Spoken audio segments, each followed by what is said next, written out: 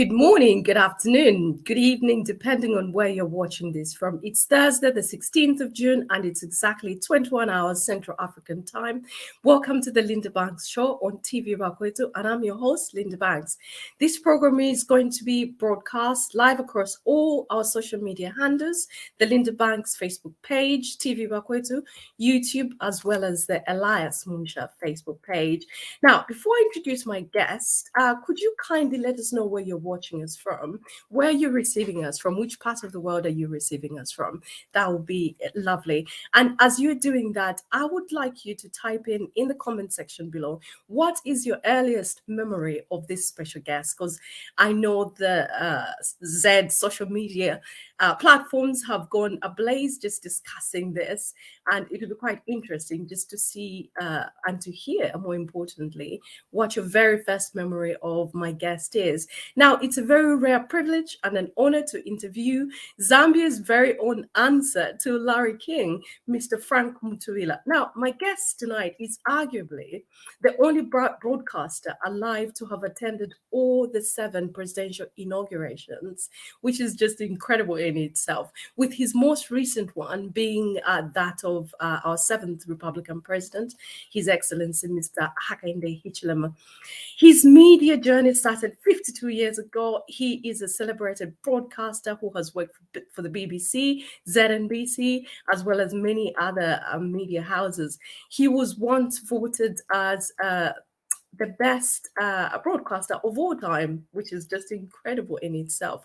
One of the most influential persons in Zambia. He's a father of 3 amazing children, one who's a poet here in the United Kingdom, and another son who lives in Washington.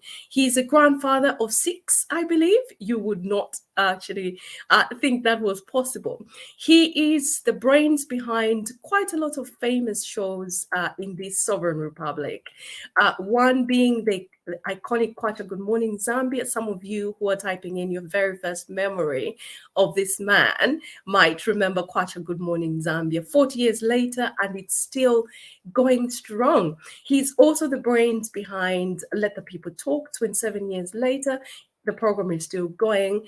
Last but not the least, he's very famous for the iconic Frank Talk, named after himself, actually. And that's been going for 20 years. He just did a Frank Talk Revisited, an episode sometime last week, I believe, where he featured Zambia's most amazing vice president, Her Honor Mrs. Mutale Nalumango. Now, I guess you already know who the gentleman I'm talking about. Ambassador Frank Mutubila, welcome to the Linda Banks Show.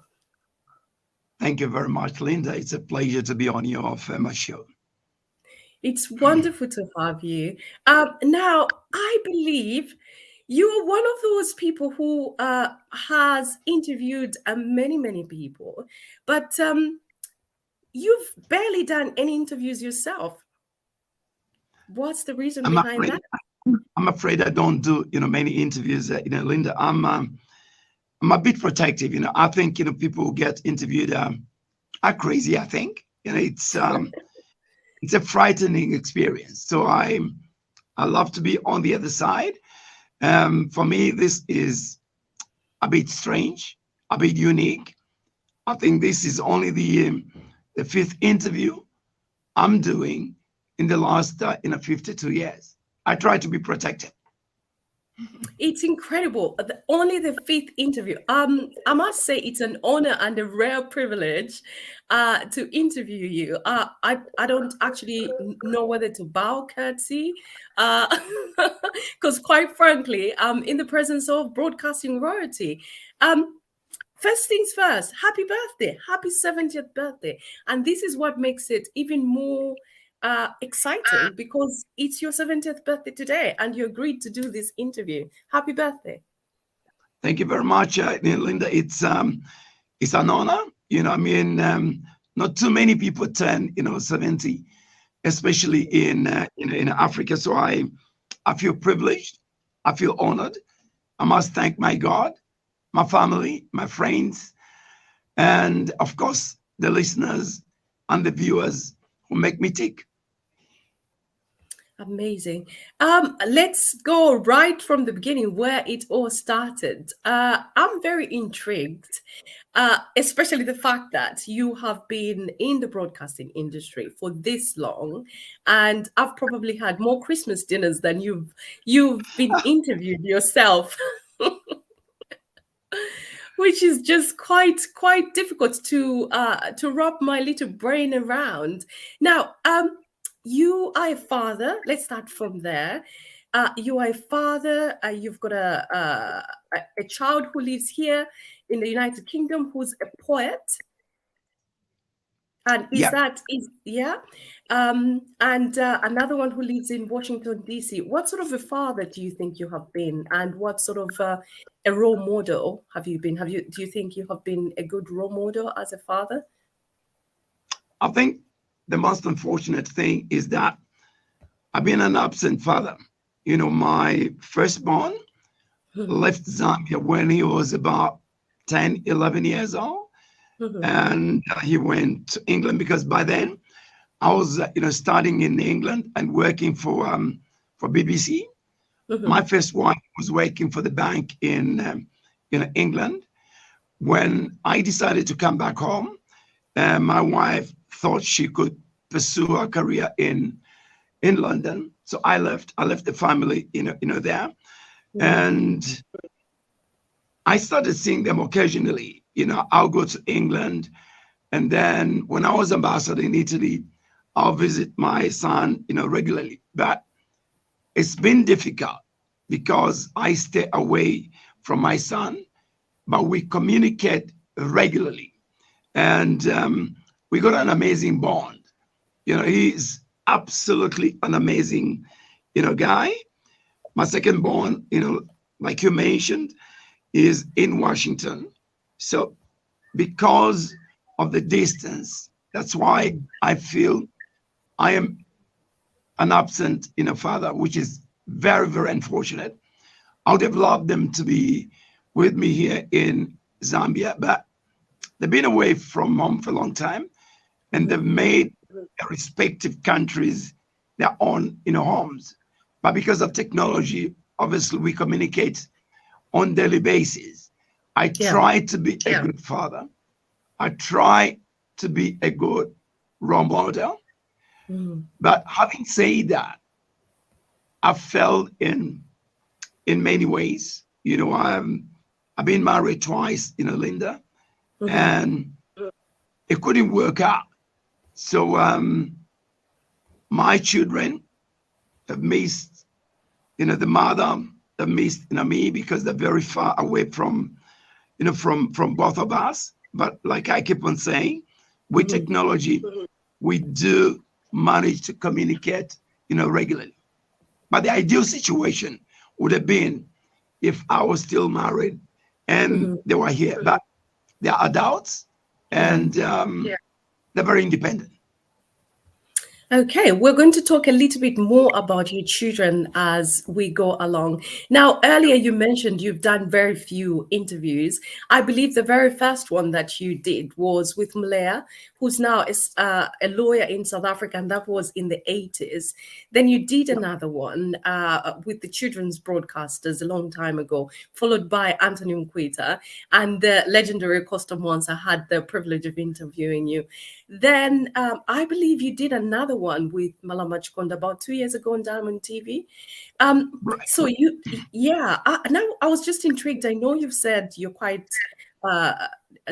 you prefer interviewing other people, but I was intrigued as to why, for someone who's as open as you are and a legendary broadcaster, you've done so few interviews. Now, could it be you've got something to hide, Ambassador, or maybe you're just genuinely a very private person? Well, I think my role, is to interview people, is to put people in the news. I feel, as a media person, as a broadcaster, I'm not supposed to make news. So I deliberately, decided, let me stay away and promote, other people instead of promoting, myself.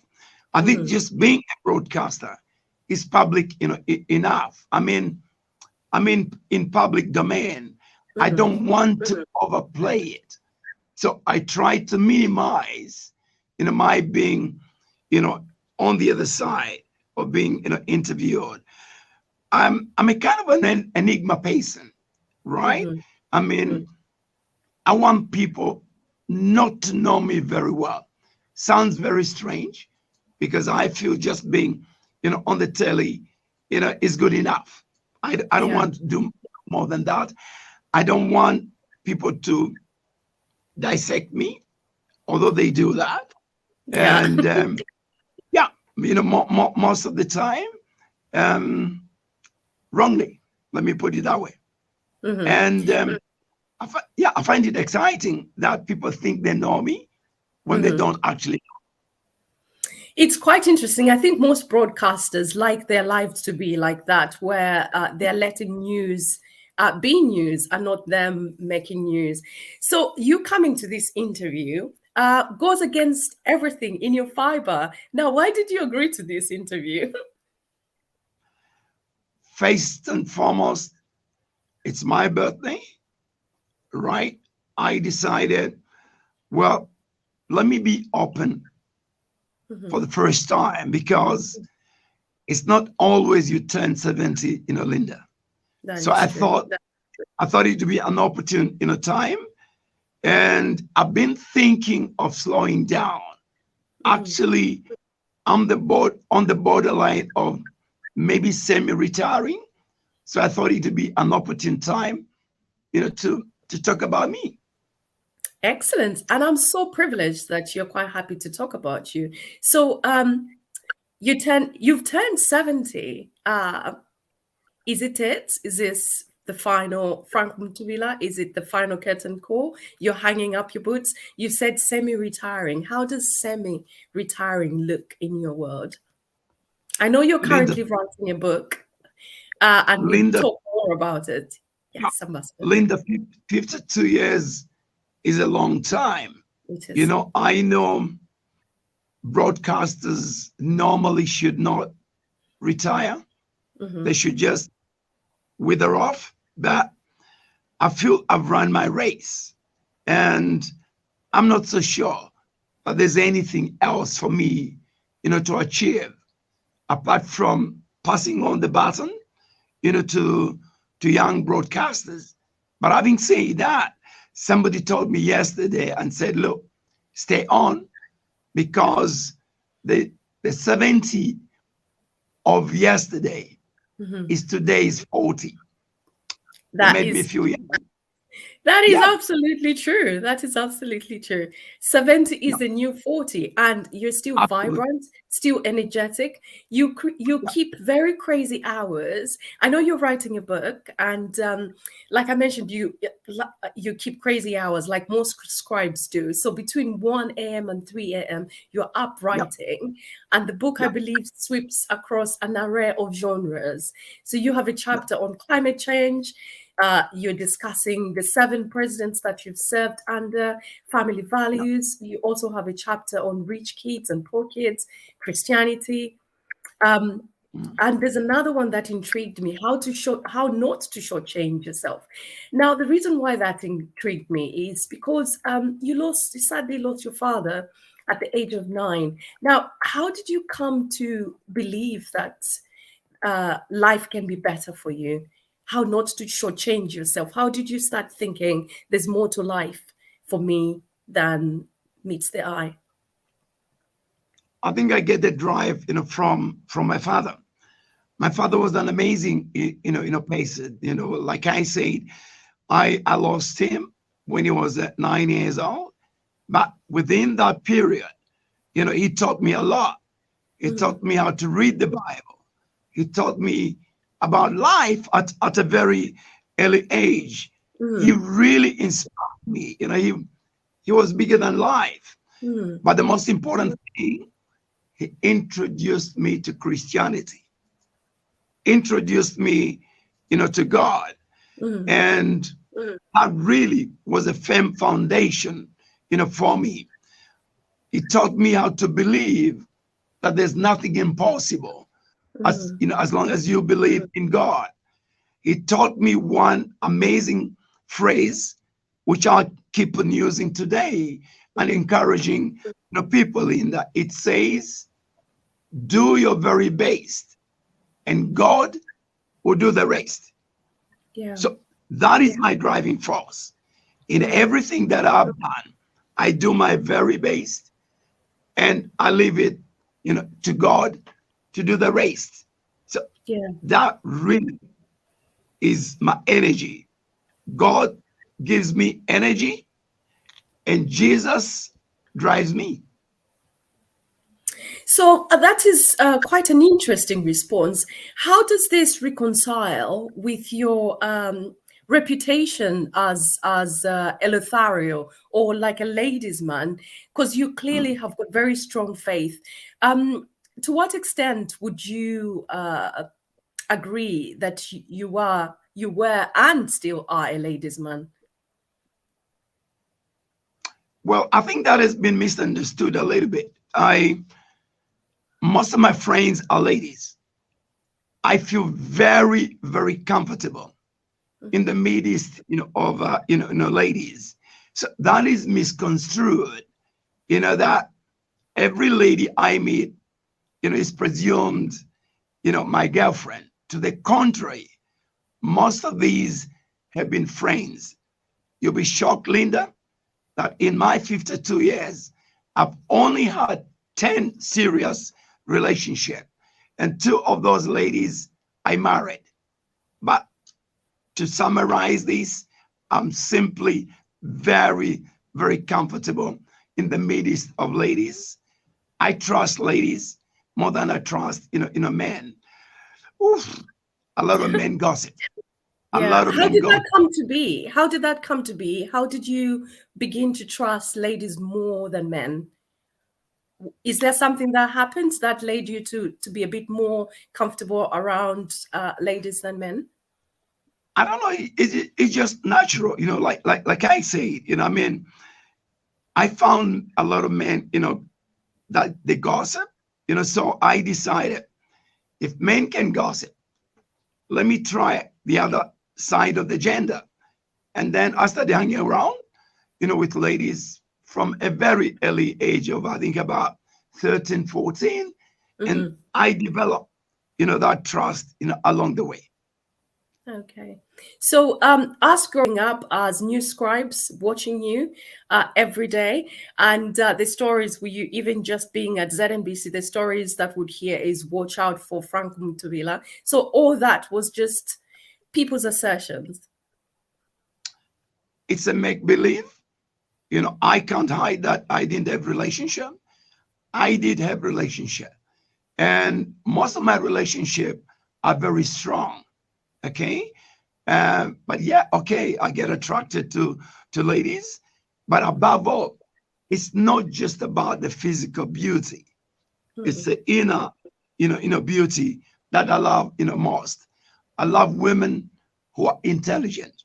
That really makes me feel great. Brilliant. Now, talking of ladies, there's a fabulous story that I've been reliably told by a mutual friend of ours on how you got married on a Thursday. Pray share with our audience as to why that was so. Quite a random day of the week, is it not? Well, I love football. Okay. Apart from Christianity, apart from God, my second love is football. When I got married for the second time, we decided on a Saturday, like most, marriages in Zambia. But I realized that on that particular day, my favorite team, Manchester United, was scheduled, to play. So I decided to move the date to Thursday. Fortunately, it was Christmas Eve, and my wife to be thought it was cool to get married on Christmas day. Least did she know that she could not compete with Manchester United.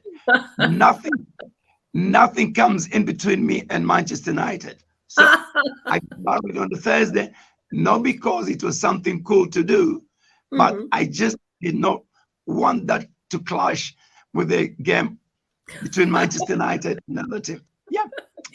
That is funny. Did they win? Yes, they did. They did. Also, it was worth. It was worth it. It was worth it. It was the season when Manchester United won the triple, you know, the FA Cup, the league, and the European Cup then, which is today the Champions League. Yeah, it was an amazing decision. Excellent. Now, I got a message from someone that you may know, from a blast from the past. And he told me to ask you about your love for football, because I must say, for this legendary broadcaster, I struggled to do research on you. Perhaps it's deliberate that you haven't put out a lot out in the domain, apart from a few things that Uncle Google could help me with. But luckily for me, I know quite a lot of broadcasters who know you quite intimately. So that was a little bit more helpful. But I must say, I was very disappointed to find very little material about you. Don't you think you're doing us a disservice by not documenting all these incredible interviews that you have done in the past? Well, I agree. Partially, I agree. But like I said, I try not to publicize myself, right, at random. What I'm doing now, having thought about, you know, this question you've posed, I feel it is important, you know, to chronicle, you know, some of, you know, my works. So I am actually currently, you know, working on a book, and I think that book is going to reveal more, you know, about me, about, you know, various, you know, interests, you know, that I've developed over the last, you know, 52 years. Oh, that is really good. Now, it may appear like nature has created this wonderful serendipity, because I understand that our very own governor, Dr. Elias Munja, was once your pastor at Grace Ministries. Now, be honest, Ambassador, was he a decent preacher as he is a lawyer? That's a difficult one, because I really don't like, you know, judging, you know, people. I attended some of his sermons at Grace Ministries, you know, where I spend a bit of time, because my sister, you know, goes, you know, to that church, and I found him to be a good preacher man. Okay, my position, Linda, is very simple. I don't care what you do. I don't care your character. As long as what you're preaching impacts me, Yeah. right? Yeah, I'm not worried about how you behave. My concern is, what am I learning, you know, from you? And I think his preaching, you know, was amazing. I'm not so sure whether you can mix religion and politics, but there again, it's his choice. You know, I believe that perhaps it's important to stick to one discipline. But if you are able, you know, to mix the two disciplines, and you can do that effectively, I have no problem with that. That is quite interesting. Now, we'll be diving into different topics because your life is so rich. Now, I want to talk a little bit about your star sign. You are a Gemini, quite emotional person, and we're going to be touching on some quite emotional topics. So this is a safe place. Please do not feel bound to a particular code of conduct. You pay tributes to a man called Charles Miyamwa. I don't know if I got the pronunciation right. Yep. And you pay incredible tributes to him. I've heard you speak in one of your talks, and I thought that was quite an emotional conversation you had with someone about him. I would like you to sort of just dive in a little bit how you guys got connected, how you met, and what role he played in your life. And also, whilst we're talking about your Gemini side, your emotional side, you were once told, I think it was on your last birthday, that you're living on borrowed time. So you need to give up the wine, slow down, start living a bit of a slower life. Have you given up the vino, or do you intend to? I love red wine. I really do. What's your favorite? And yeah, and my favorite is a wine called Amarone. I developed this, when I was in Italy. I spent almost 4 years in Italy as they produce ambassador. excellent wine, the Italians. Yes, I love Italian, wine. Giving it up, I am not so sure. Because it's been part of my life. You talk about, Charles Muyamwa. I owe almost everything to Charles as far as my career is concerned, because he gave me the first break 52 years ago. I answered an advert, which was requesting would-be presenters, continuity announcers, and he interviewed me. He was very impressed, and from that time, we How developed. old were you then? 19? 18 years. 18 years old. 18. Yeah, so he gave me my first break, as a broadcaster. I mean, anybody who gives you the first step in life, you really have to respect that person. So I respect Charles. He was my boss, but we developed as very good, friends. During that time, he had just divorced. So he was basically bouncing his emotions on me. And we became very, very close. He was a good cook, a good chef. I equally like, cooking. So that was another common, factor. But above all, I respected him as one of the best broadcasters, I've ever come across. I learned a lot, from him. He tutored me, and he shaped my career. So tremendous respect for him. That is great. Was that ZNBC? It was then called Zambia Broadcasting Services. Okay. Before it became Zambia Broadcasting, Corporation. Yeah, way back in 1970. Long time. Okay. Yeah. What other people do you whose shoulders you stand on to make you this legendary broadcaster? There were a number of people. When I joined Linda, we were, I think, about 15, 20 really great broadcasters. One who stands out is the late Charles Mando. I think one of the greatest broadcasters this country has ever produced. Yeah, he was. He used to do Sunday shows. He used to do. I remember when I was a little girl, he used to do Sunday shows and would always watch with Dad. They were just incredible, very captivating. He used to do, Sunday interview.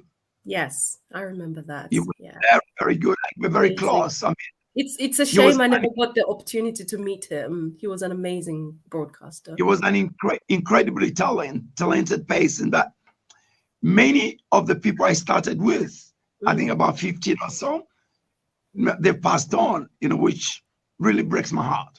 Yeah. These were great guys. Yeah. So, touching more on your star sign again, I heard you narrate how you've had so many low moments in your life, and there's a particular church that that has been there for you. Would you like to share a little bit about that, please? I'm a very emotional person, because of my star. and I cry a lot. Do you? And yes, I do. Yes, I do. I cry at any moment, but I find it as a therapy. I'm not ashamed about it. Mm-hmm. You talk about low moments. Mm-hmm. I've had incredibly many low moments in my life. What would be the I lowest lost. you think of? Mm-hmm. I think losing my father, because really he was my hero. Yeah. Losing a father at 9 years old, I Mm-hmm. was very, very angry with God. I think it took Mm. me almost 40 years to recover. And that's the time when I discovered church. That's the time when I became close to Christianity. I discovered that we human beings are just a conveyor belt, a medium on behalf of God to bring about, human beings on life. So that's when I accepted that really he may have been my physical father, Yeah. but he belonged to God. Yeah. And then I faced other low moments. I think my divorce also was one of my lowest. Which one? So when my second marriage was really, really heartbreaking Why because do you I think think I that loved. was? It's very difficult to pinpoint, Linda, what the problem was, because I thought we were incredibly in love. Mm-hmm. I think that took me by surprise, and it impacted me, badly. My first marriage was easy to deal with, because I left my wife, in England, and the distance basically affected our breakup. But the second marriage, Mm-hmm. I didn't see it coming. So that impacted me badly. And that's where I found a church called Miracle Life. Okay, before we Prior get to to, that, I was a yeah, member of, sorry to cut you short. yeah, Before we get, I Mhm. I was going to say before we get to the miracle life, I just wanted to dive yeah, deeper like I was saying, when I into came that back, marriage.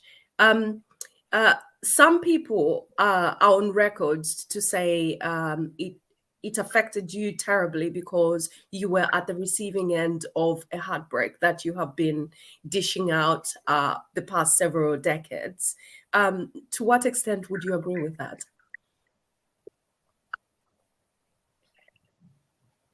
well, not really, like I keep on saying, Linda, we people who are public figures are Mm, misunderstood.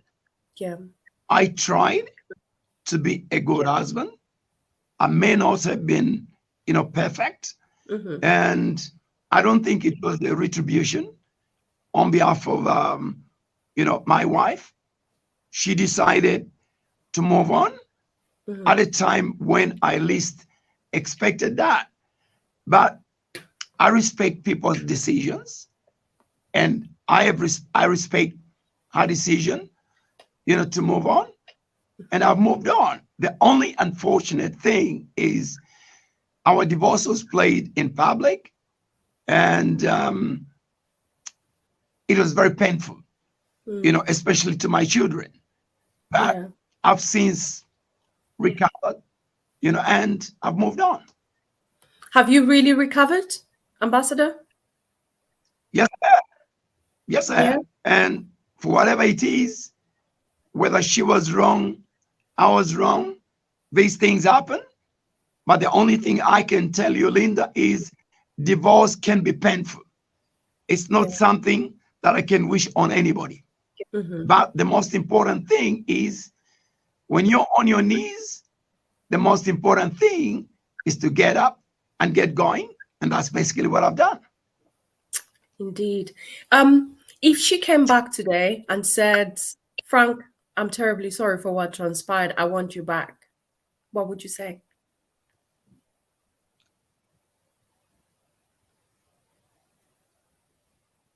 We've lost the link. Could you call? Ambassador, can you hear me?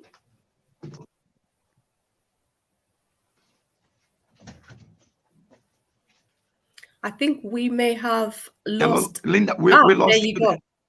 Yes, I was saying Yeah. if your ex-wife Okay, came we're back back. and came back and said, "I'm terribly sorry for what I did. I want you back." What would you say?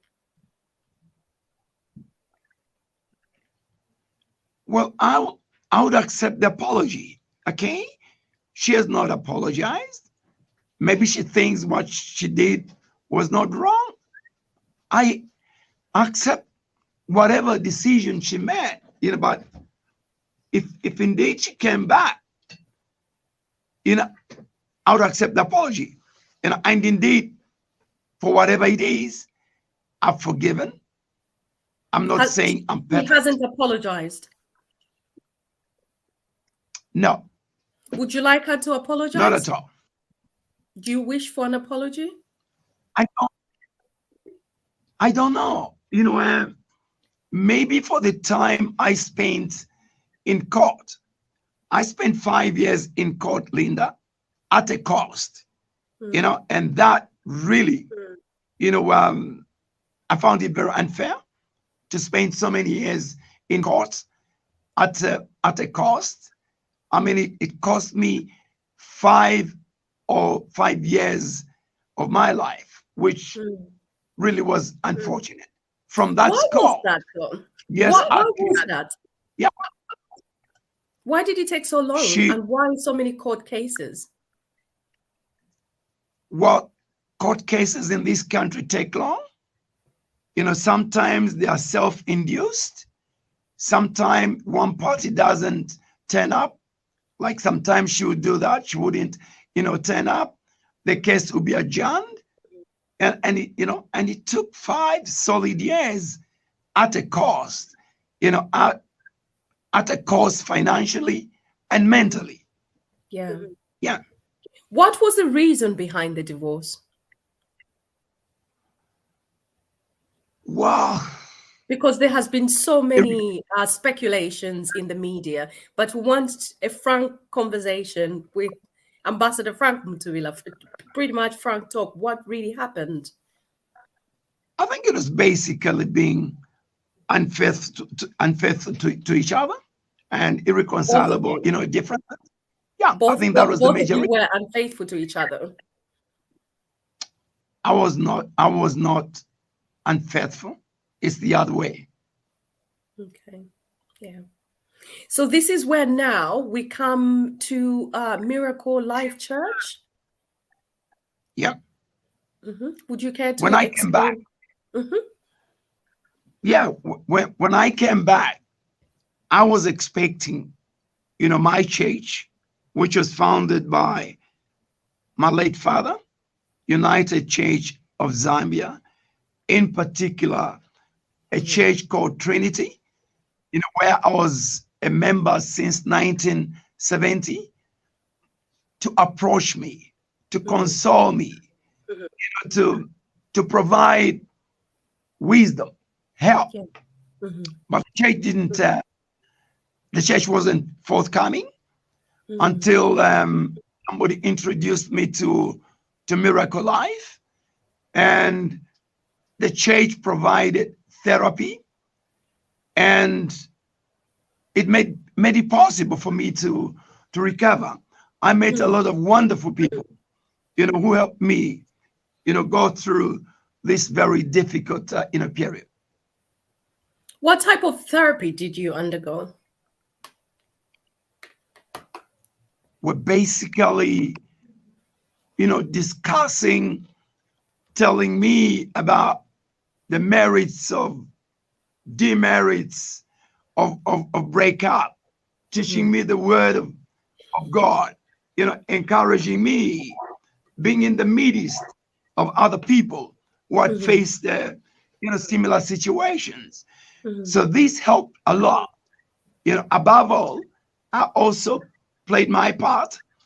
I started a program called The Art of Marriage, where I was featuring good marriages and breakups. And I discovered that the worst situations that people encountered, and that really provided, some encouragement, to me that this was not the face of me. Many people had gone through this situation. So yeah, it's provided therapy for me. That is wonderful. Is that program still going where you feature different marriages?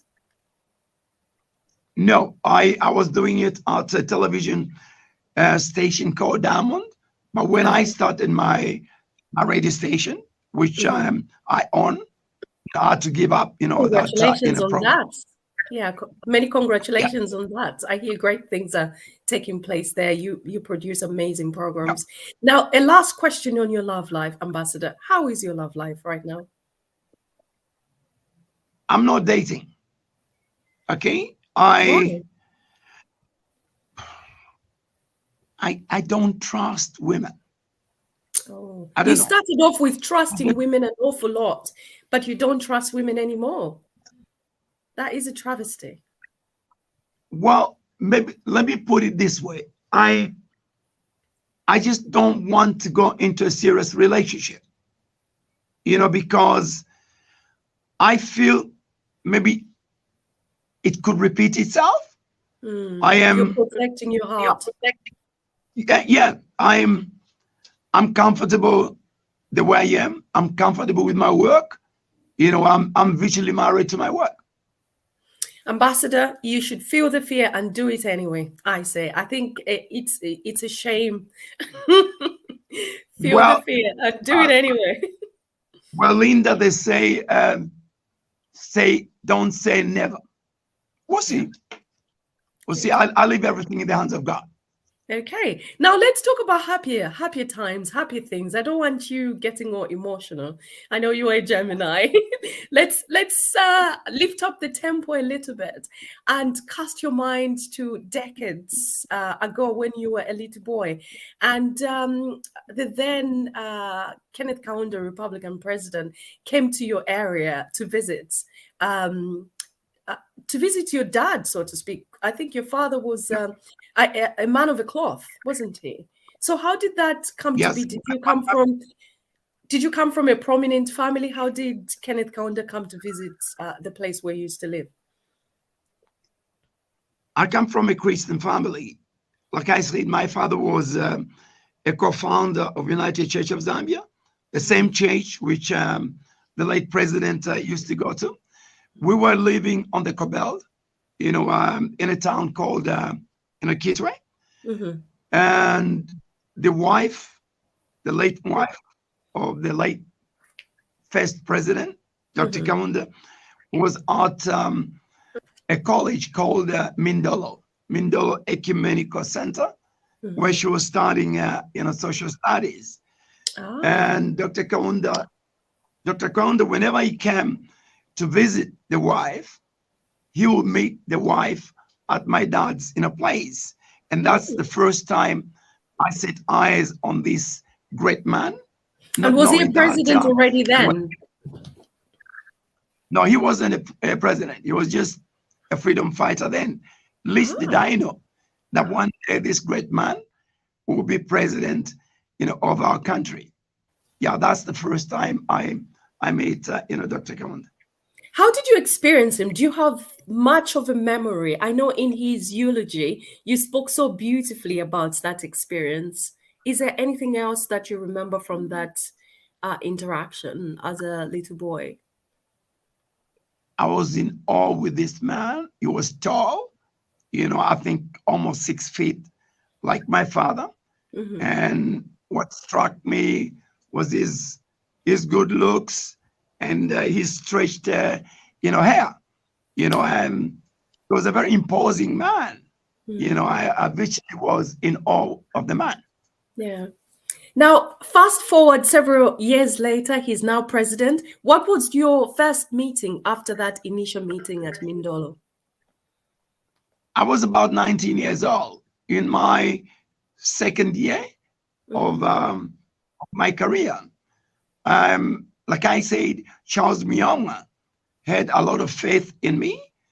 And he asked me to join a panel of seasoned broadcasters to interview, Dr. Kaunda.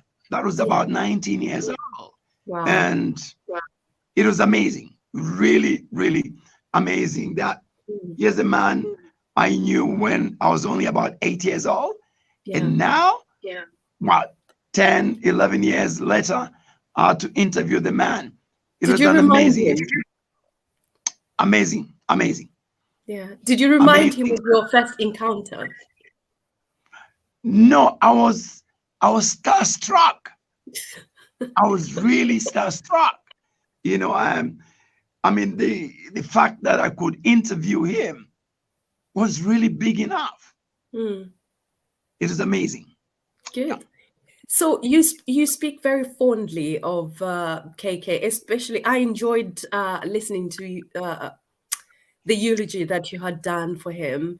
And you were talking about how he was quite famous for telling journalists to stop asking stupid questions if they did ask stupid questions. Were you at a receiving end of those kind of sharp-tongued rebukes?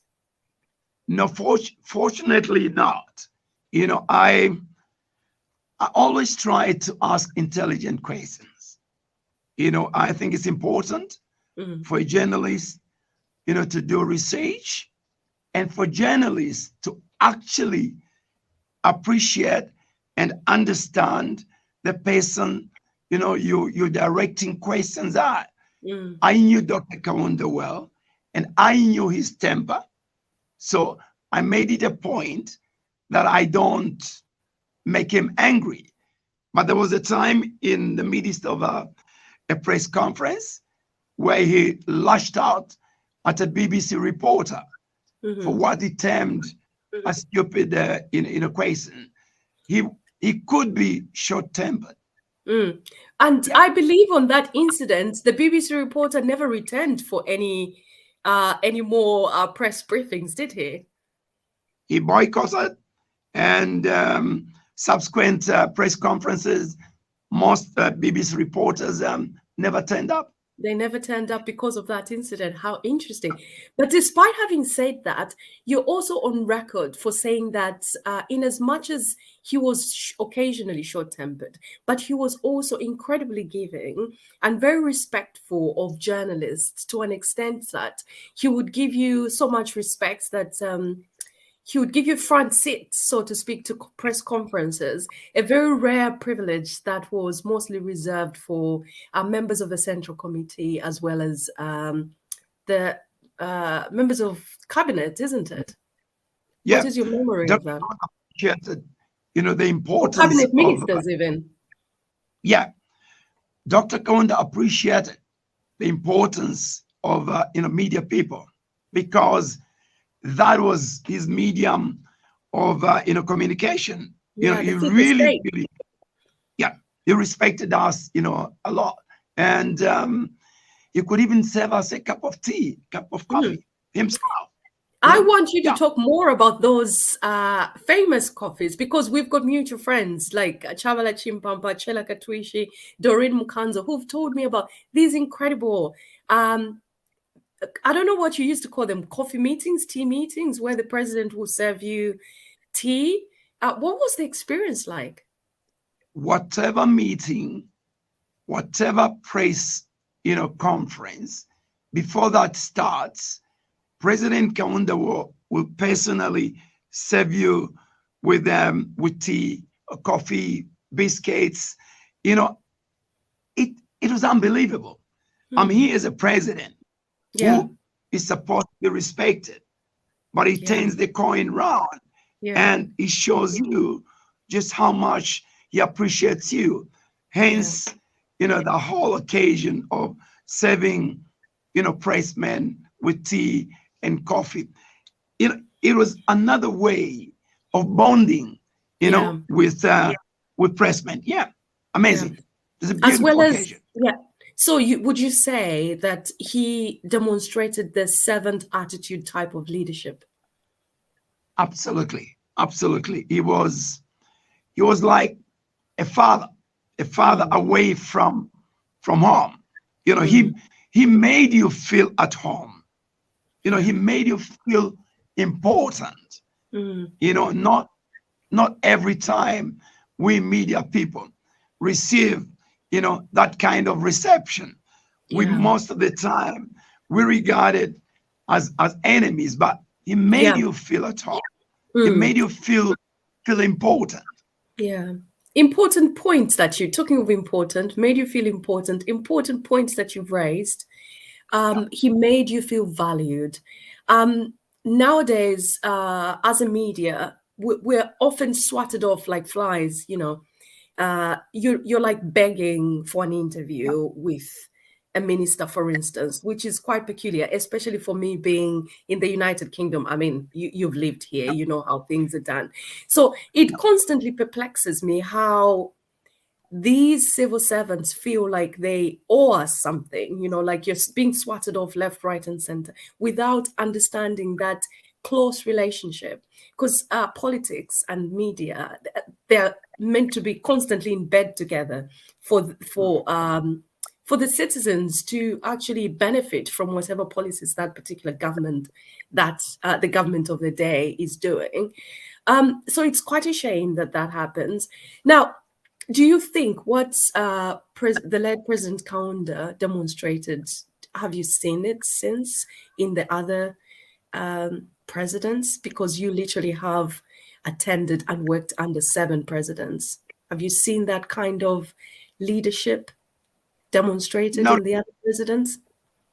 not really, Linda. You know, I think President Chiluba tried, but going, you know, forward, most of the presidents, you know, started insulating, you know, themselves. I think Why? the worst one was President Lungu. He Mm. rarely had press conferences. I think in the 7 days, it was 7 years he was president. I Mm. think he only had maybe 2 or 3 press conferences. Yeah, yeah, yeah. It, And it's a almost way felt like of he treated the press with such contempt. Why? absolutely, you know, it's a way of insulating, you know, oneself, From what? especially when when you feel you're not governing properly. So you tend to insulate yourself. You don't want people to digest it. What are you doing? Hmm. Yeah, So that point you've just raised, when the president feels he's not governing, he or she, it could be a woman, yeah, they're not governing properly, then they insulate themselves. So you would yeah. agree that President Lungu did not govern properly. Would you No. agree? Yes or no? No. Okay. Having said that, it takes me to the question. I'm going to revisit this question because it's quite an important one. Mhm. You in the media, I'm excluding myself here because I'm somewhere else, but you have been on the ground back home and you have perpetually said everything is all right. The government has done really well in this and that. But here you are saying that he did not govern the country very well. I very rarely had people like yourselves, legendary broadcasters, actually articulating those points. Why? Why now? I think it's important to be honest. Okay, I've always been honest in my work. Mm. Okay, when I see something that is not right, I say it out. Okay, because that is my job. Okay, my job is not to protect a government. Mm. My job is not to protect a president when he is doing the wrong thing. I Mm. believe that as journalists, we should be truthful. We should not be afraid. Okay, not every journalist is like me. You know, we different, Mm. especially broadcasters, journalists who work for the public in a media.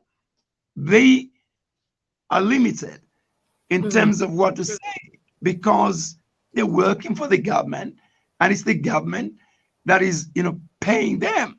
But funny enough, during Kaunda, which was a one-party state, Yeah. we were free to criticize because Kaunda believed in us and we believed, you know, in him, and we developed trust.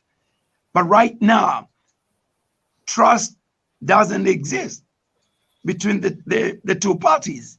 That is the major, you know, problem. You know, the Okay. politicians, Yeah, the politicians tend, like we say, tend to insulate themselves because they're not doing the right things. If you're doing the right things, you'll be free to face the media. You'll be free to be criticized. But it's not the case today.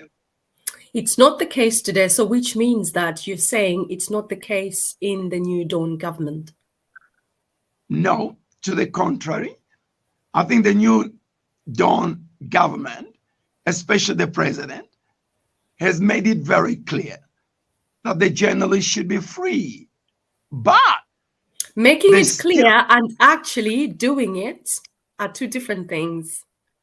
Two different things. They can't believe that suddenly the chains have been loosened. They're still suffering from a hangover of the past. It's going to take time, for the media to change. Ambassador Mutubila, do we have time though? I don't know whether we've got time, but we have to change this. Okay? If we how can we change? What do we have to do as a media to change, to help the civil servants who are still swatting us off like little flies? How do we tell them and make ourselves heard that we are the most important partner in this journey? First and foremost, there has to be political will from the leaders. That is very cardinal. The second thing is to change the laws. There is a bill which has been outstanding for a long time, access to information. If that is enacted, that will make it easy for journalists to operate, because that bill, that law, will make it possible for the journalists to access any information. For me, that is very critical. But like I say, there must be political will. Yes, political will is existing, but as long as the archaic laws are in place, laws like the law for defamation, it still makes it difficult for journalists to operate. So we need How do you think it makes it difficult?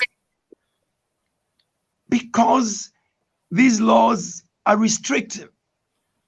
They're very restrictive, especially the law of defamation. Could you cite an example? Well, there have been times when journalists have written something about political figures, and politicians have used that law to take the journalists to court. So that is restrictive. We need to relax, those laws. And I repeat, we must enact access to information.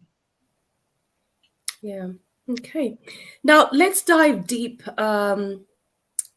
slightly into politics, because you've spent a lifetime interviewing politicians, and the most recent one being the vice president. I saw you at a recent inauguration for President Hakainde Hichilema, intimately talking to his spokesperson. What were you talking about? What were you telling him? You looked rather intimately kind of intertwined. What were you talking about? Well, I was telling him, like I told the president, that the need to improve information flow. There's some good things this government is doing, but accessing, especially the ministers, has been very difficult. I find it very frustrating. Me too. At least we share that sentiment. Absolutely. Because these are public servants. Yeah. They need to provide information. They need to engage, people. But they continue to insulate, themselves, which is unfair to us media people, and subsequently unfair to the people who put them in office. So I told the vice president, I've told everybody, please ensure that the ministers that are supposed to provide information are accessible. If they don't do that, they're going to suffer as a government, because we won't know. No, we won't know what they're doing, will we? Absolutely. Absolutely. I always say that doing something amazing without letting the citizens know is a bit like winking at a girl in the dark and expecting her to understand that you actually fancy her. Absolutely. You know, like I keep on saying, you know, if you don't advertise, it's like, you know, trying to see a beautiful woman in the dark. Absolutely, pretty much. So, how do you think these, apart from obviously improving the flow of information, what feedback did you get, first of all, when you spoke to the presidential spokesperson as well as the president on that aspect, and the vice president? So you've been talking to the right people. What was their response to that? The president appreciated that. And he made it very clear during the press conference, you know, that he expected his ministers to be accessible, right? Are they accessible after the press conference? No. No. No. Who are the biggest culprits, Ambassador? There are 4 critical ministries right now in the scenario that we face, you know, today. Yeah. And these are economic ministries. There's a ministry of small and medium enterprise. Yeah, a very crucial ministry. Very crucial. There's Ministry of Youth and Sport. Yeah. Very crucial. There's Ministry of Green Economy, about climate. Yeah. There's also the Ministry of Science and Technology. These are critical ministries, but there's not much information coming out of Ministry of Information, not critical enough for you, Ambassador? Yes, Ministry of Information is perhaps more critical, but it is just supposed to be, you know, an anchor in terms of information, you know, flow. But these individual ministries should not wait for Ministry of Information to take the lead. No, because have you tried to be in touch? Have you tried to be in touch with any of those ministries, the heads of those ministries? I try almost every time. I mean, I won't mention one ministry. There was a time it took me 1 month, you know, to access this particular minister and do an interview. 1 month. 1 month. You can't operate like that. And what was the excuse or reason, shall we say? No reason. Busy. Busy. Okay. The minister is busy. And these are people who are serving the president as well as the Zambian people. Absolutely. Absolutely. Yeah, it's very troubling. And I think this could be their undoing, sadly. Flow of information is really critical. And if it's not happening effectively, that could be quite catastrophic. It is very critical, Linda, you know, especially with this new Dawn government that promised, you know, so much to the people. They promised so many things. They need to explain why some of the things, you know, which they promised are not being implemented. Yeah. And those critical ministries that you talked about, youth ministry, sports, SME, green economy, are directly linked to getting the young people out of the economic pickle that they're in. And this Nalumango Hichilema administration literally got ushered into government on the shoulders of the young people. Yeah, the young people would like to know why most jobs haven't been created. They may have a reason, but they got to provide the reason why certain things have not been, you know, achieved. Information is power. Information sets you free, but this is not, you know, happening. Yeah. And that could be the undoing. Yeah, I agree. So in a democracy like ours, quite a young democracy, what would be an ideal interaction between the government and the media? I'd like a situation where wherever there's something that is important, it is disseminated. And then periodically, maybe weekly or monthly, these ministries should have press briefings. Quarterly, tell the nation, what has been, achieved. You have to engage, as much as possible, with the people. Zambian people like to be engaged. Yeah. And this you can see from talk shows. Talk shows are crammed with people phoning. That shows you that people are craving for information. And the government should know, the importance, of interacting, with the electorate. Yeah. Very critical. Very, very critical. Yeah. Apart from the points that you've alluded to, do you think there are any impediments to a free media that can be removed? Yes, I've made reference, to the, access for information, law, which is very, very critical. Yeah, crucial part of it. All the governments have been dragging their feet for many years because there's a misunderstanding. They think access, to information, will give latitude, to only journalists. No, it gives even the power to any citizen to go to any institution and ask for information. But this is being, misunderstood. And right now, they want the media to start regulating itself. There's a mixed position, on this. Yeah, it's most unfortunate. It's fear of the unknown. Yeah. The Zambian people do love to be spoken to. They spent over 10 years with a father who barely spoke to them. So they're not prepared to go through that again. And as we've said a few times now, that could be the undoing of the New Dawn government if this is not handled well. I don't know if it's sinking in or perhaps it's just like, well, it's just blah, blah, blah. Unfortunately, this definitely would be the undoing if they don't actually adhere to this. Now, over a span of your career in the media, during several governments, 7 to be precise, you've attended all these 7 inaugurations.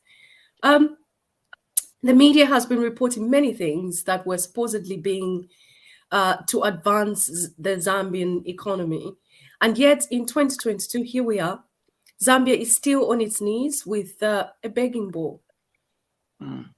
Pointed to IMF for a bailout. Can we say that you people in the media, and I'm going to say you people because some of us haven't been on the ground for several years, you people in the media back home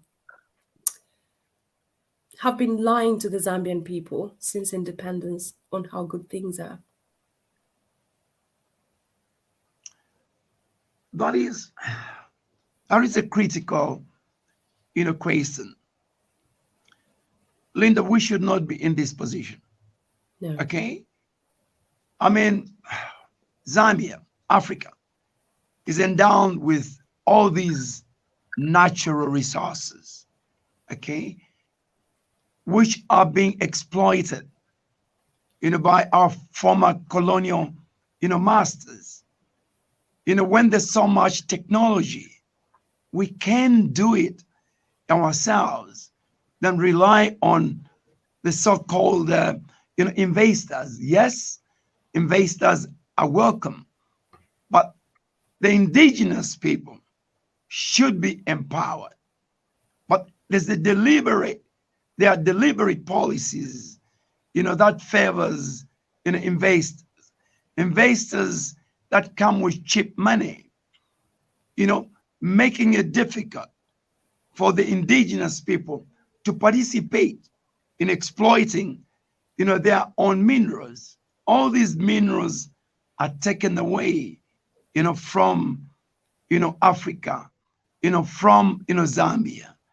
And this coupled by corruption, has made Africa, Zambia, more dependent, on foreign investment when they should be empowering, their own, people. It's such a shame, and it breaks my heart, Linda, because Africa, Zambia is not supposed to be poor. We've gone to IMF to borrow, on top of outstanding, debt. Yes, perhaps in the short period, the IMF bailout, is going to cushion, our problems from the debt. But in the long run, we'll be back to square one. We'll be back to square one. Yeah. Now we have many economists. We have got the Trevor Simumbas of this world. We've got the Clive Chilos of this world, and people like Chwamba Kanyama, with all different, coming from various different schools of thought. Which school of thought do you subscribe to as to get us out of the economic pickle, Ambassador? The first thing is to start small. I'll give an example of Singapore, even China, okay? The foundation, Linda, is small, medium enterprises. That is the beginning. Even in the situation that Zambia faces now, yes, you can tackle the bigger economy, but in the interim, you must start funding small and medium enterprises. All big economies grow from small and medium. That's how Singapore grew. That's how China grew. Lately, that's how Bangladesh has grown. That, for me, Linda, is the beginning. And it is quite worrisome that those points that you've just raised, those ministries you've just raised, are the ministries that are not very engaging at present. What do you think has to be done to kind of inject some life into them? Well, first and foremost, there has to be political, will. I think the president did well to facilitate, these, ministries, which I've mentioned, small and medium enterprise, green economy, science and technology, youth and sports. These are new ministries and very, very well funded, from what I know. But it's the bureaucracy, which is so slow, it's stifling. It's very, very difficult, to get funding, from these, ministries. For me, I feel these funds should be channeled through the private, sectors. You've got to engage the private, sectors. There's too much bureaucracy in government. As long as they don't sort out this, it's a non-starter. We have what is called now the CDF fund, which has been increased from about 1 million kwacha to about 25 million. They're still grappling with administration. And 10 months down the line, very few projects have been funded. They've got the money, but because of administration challenges. Very unfortunate. That is very unfortunate. You're talking about bureaucracy, and I remember the president categorically saying that he's going to cut bureaucracy. That was one of his priorities, campaign promises. And 10 months down the line, there's still bureaucracy in these key ministries, some of them that are brand new, specifically brought along because the president thought that this was going to be a good way of getting the economy going and getting the young people into employment.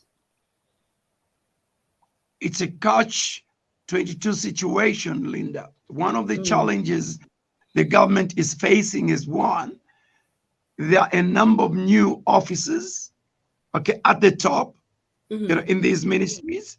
There are also still a lot of people from the previous administration, making it difficult at times to move. You got the new people who don't have experience, and you've got the experienced people who were serving the previous, administration. So this is a catch-22 situation. People did make it a point when the Hichilema Lumango administration just took the instruments of power that you really need to clean up, and they did not. So these are the consequences. Let's move slightly to a completely different topic. Viewers, if you've just joined us, welcome to the Linda Banks Show on TV Wakwetu, and I'm your host, Linda Banks, and I have been joined by the legendary broadcaster, Ambassador Frank Mutubila, and we are talking life, politics, journalism, and all things Zambia. Now, Ambassador, you have been quite instrumental in mentoring broadcasters and various journalists. Some of you probably remember, but because sometimes as an educator, you don't remember the people that have passed through your hands. But there are some quite prominent names that are doing incredible things right now. People like Morini Nkandu Kwanguli Wewe, Namakau Mukelevae, Etambuyu, Anamela, Dora Celia. And they've all got into politics. They've become politicians. What happened to the men? And also, whilst you're responding to that, would you get into politics yourself? I know you have served as an ambassador in Italy, but would you get into politics? No, I don't think so. Not this kind of politics. I mean, I'm not saying, there are a lot of dishonesty politicians, who don't serve the interests of the people. So I get very discouraged. I am one of the few voices that bring out some of these, issues. And if I had to join politics, I think I'll be denying the people's voice, to monitor some of these ills, that, go on. I keep on saying the problem with politicians is that even good people, when they get into politics, they become deaf and blind. I don't want either of that. And that's always their downfall. It always perplexes me as to why they never learn. Politicians, and then going back to the broadcasters that you have mentored that have got into politics, where are the men? What happened to the men? Did they fall on the wayside? There are not too many, broadcasters who turned politicians. I can only remember Charles Banda. He was one of my juniors, one of my managers when I was at ZMBC as a director.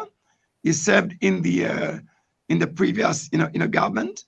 Since the previous regime lost the elections, I think he has faded away, because not too many people want to remain in opposition after being in government. So there've been very few men broadcasters who have joined politics. Okay. Well, thank you very much for that. Viewers, kindly keep sending your birthday wishes to Ambassador Frank Mutubila. It's his birthday, 70 years, and he's come to hang out with us, which is such a privilege. We're really honored to have you grace us with your presence. Now, I'll just go through some of the viewer comments. So there was this thing going on, asking questions about their first memory or just what they think about you. People are very generous with their comments. So there's one comment from Chavala Chimpampa, your close friend. She remembers and appreciates your resilience to bounce back. There's one message from Sipilo Siambwanta the Frank Talk presentations, we have never seen any journalist with such caliber and intellect to ask difficult questions without fear, by opening the box with fire and mind-provoking. Oh gosh, yeah. I think this goes on quite a lot of. And then there's one from Lucky Musiska. Do you remember Lucky Musiska? And this is from my Facebook page. Is that the footballer? Yes, he is. Wow. Is he still in Belgium? He is, yes. So these comments are from a Facebook page. So Lakim Siska says, I'm really looking forward to this. I can't wait. And then there's Pamela. He literally taught us PR, public relations, when he was ZESCO public relations manager. Yeah. Barbara Sharma says, mine will be controversial as usual. How he broke a lot of women's hearts, and finally his was broken by the woman he never thought would. And there's a lot of comments that are coming along that we don't celebrate people's heartbreaks. We have tackled that quite extensively. And someone, a comedian who says, I would love to interview Frank Mutubila. Nathan Kama, who is a presenter on Zambia Blog Talk. He resides in the United States. The strength he exhibited, meaning you, Ambassador Frank, the strength you exhibited during the nation's worst tragedy, when the national team perished and you read the main news. Clotilda says, happy birthday, Ambassador. I want you to touch slightly as we head into the final seconds of the program. How was it like on that day? Such an awful situation. We lost the entire national team, including all the crew, and you had to come out. And it was heartbreaking. When the entire country was in tears. Yes, yeah, it was heartbreaking. I was in my office, I think about, midday. The news was to be read at 15 minutes after 1 o'clock. I was not scheduled, to read the news. I remember the person was the late Peter Mwemba. Yeah, but when the news broke, everybody was solemn. Everybody was heartbroken, nervous. So I decided this is the time for me to take up the mantle and show strength. That's when I decided how to read the news. I was not a newscaster, but I decided how to do it for the station, how to do it for the nation. So I read the lunch hour news, and I also read the evening television news. It was about saying, look, this is a tragedy, but somebody had to do it. And I was the boss. I was the director of news and current affairs. So I decided it is incumbent upon me to show strength at this very difficult time. That's when I decided to read the news. It was not easy. After the bulletin, I just, shed tears. It was off, really off. We will be eternally grateful for that. And many people, tens and hundreds of people, remember that moment when you showed strength, and you continue to show strength and resilience. And we are eternally grateful for your service, and a very happy birthday. Hopefully we will meet in person so that we can share that Italian vino in honor of your many years in broadcasting. Ambassador Frank Mutubila, it has been a pleasure and an honor. And just thank you so much for joining us on this program. And viewers, we have been listening to this incredible man's story on the Linda Banks show on TV Bakwetu. And thank you so much for joining us. Keep sending those stars, and keep sending those happy birthday messages on Capital FM. You can see that in his background, and on the TV Bakwetu platform, we will forward them to him. God bless you. Have a good night, and God bless our country. Good night. Thank you very much, Linda. All the best.